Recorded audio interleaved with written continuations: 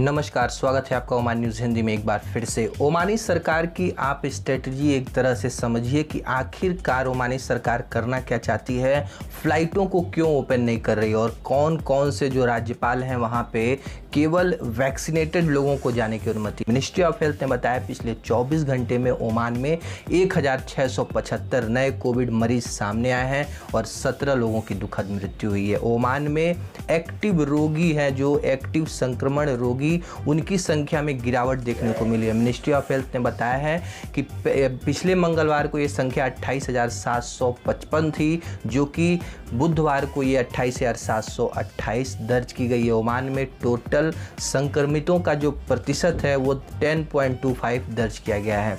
और ministry of health ने बताया है कि मुसंडम के इलाके में लगभग 99% लोगों को वैक्सीन दे दिया गया है। जी हाँ, जो सार्वजनिक कर्मचारी हैं, जो गवर्नमेंट ऑफिसेज में काम करते हैं या फिर वे लोग जो हायर एजुकेशन से जो लोग जुड़े हैं, जो बच्चे हायर स्टडी करते हैं, उनको मिला करके ये 99% आंकड़ा मुसंडम गवर्नमेंट में मिनिस्ट्री ऑफ हेल्थ ने अचीव कर लिया है। ओमान में अब तक 30% लोगों को वैक्सीनेट कर दिया गया है। मिनिस्ट्री ऑफ हेल्थ धीरे धीरे जिस गवर्नमेंट में जो वैक्सीनेशन का परसेंटेज उसको कवर करते जाएगी, उस इलाके में केवल वैक्सीनेटेड पीपल को एंट्री करने की परमिशन दी जाएगी। तो यदि आप ओमान आना चाहते हैं और वेट कर रहे हैं कि फ़्लाइटें कब ओपन हो, तो ये 100% क्लियर हो गया है कि वे लोग ही ओमान आने के पात्र होंगे जो पूरी तरह से वैक्सीन लगा करके रेडी होंगे। हालांकि डोफार में इंटरनेशनल टूरिस्ट के लिए जो परमिशन वो मिली है, लेकिन केवल फुली वैक्सीनेटेड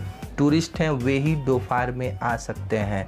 या फिर सल्तनत से कोई आ रहा है ओमान में जो व्यक्ति है और वो डोफार गवर्नमेंट में आना चाहता है, तो कम से कम एक टीका आपको लगवाया रहना चाहिए, तभी जाकर के आपको एंट्री की परमिशन मिलेगी। ये जो फैसला है 9 जुलाई शाम 5 बजे से ओमान में लागू हो जाएगा। मिनिस्ट्री ऑफ हेल्थ ने बताया है कि जो मुसंडम का इलाका है, यहाँ के जो निवासी हैं वो अपने व्यापारिक गतिविधियों के लिए यूएई, ईरान, मस्कट, सोहार, उत्तरी अल्बर्टीना के अन्य शहरों तक आते जाते रहते हैं। चूँकि मुसंडम का जो ये क्षेत्र है, ये अंतर्राष्ट्रीय पर्यटक हैं, इंटरनेशनल टूरिस्ट और जो डोमेस्टिक टूरिस्ट दोनों का फेवरेट डेस्टिनेशन है। तो स्वास्थ्य मंत्रालय ने टूरिज्म को ध्यान में रखते हुए इस इलाके के सभी 100% लोगों को वैक्सीन देने का जो लक्ष्य है वो बनाया था। मिनिस्ट्री ऑफ हायर एजुकेशन ने एक अपडेट दिया है कि ओमान में पढ़ने वाले मैकेनिकल इंजीनियरिंग के जो स्टूडेंट हैं उनके लिए हाईटेक लैब का निर्माण किया जाएगा और इसके लिए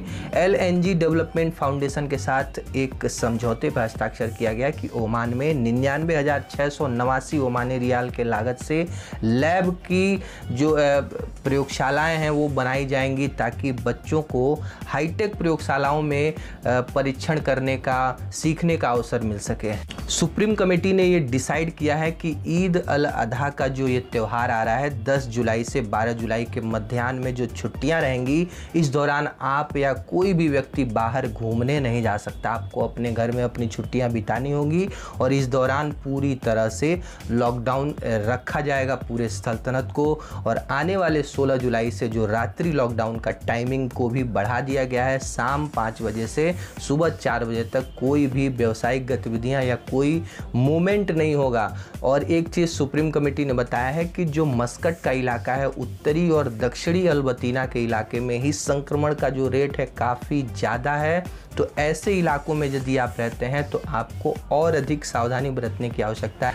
ओमान के शहरों के विकास के लिए शहरी नियोजन मंत्रालय ने 7 स्ट्रेटेजिक पॉइंट पे काम करना शुरू कर दिया है। ये 7 रणनीतियों के तहत ओमान की जो शहरी नियोजन मंत्रालय काम करेगी, ताकि ओमान के जो भी शहर हैं उसको और ज़्यादा से ज़्यादा विकसित किया जा सके। वहाँ के पर्यावरण की रक्षा, वहाँ के लोगों की निगरानी, खाद्य सुरक्षा, कुशल जल प्रबंधन और परिवहन की वैकल्पिक व्यवस्था, और साथ में जो आर्थिक विविधीकरण है, यानी कि उस क्षेत्र के लोगों को कहीं अपने जॉब को करने किसी दूसरे क्षेत्र में ना जाना पड़े। ये सब चीज़ों पे जो शहरी नियोजन मंत्रालय काम कर रहा है। मस्कट नगर पालिका ने एक अपडेट दिया है कि कुरियत के विलायत में एक मकान पे छापा मारा गया नगर पालिका के द्वारा, क्योंकि इस रिहायशी मकान में बिना परमिशन की जो गतिविधियां हैं, व्यावसायिक गतिविधियों का जो संचालन किया जा रहा था। हालांकि इसकी जो उपयोग है इस मकान का, वो रहने के लिए लाइसेंस मिला था, लेकिन यदि इसमें अवैध तरह से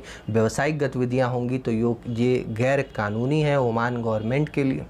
बांग्लादेश की राजधानी ढाका में कोविड-19 का जो संक्रमण रेट है वो काफ़ी तेज़ी से बढ़ता हुआ दिख रहा है।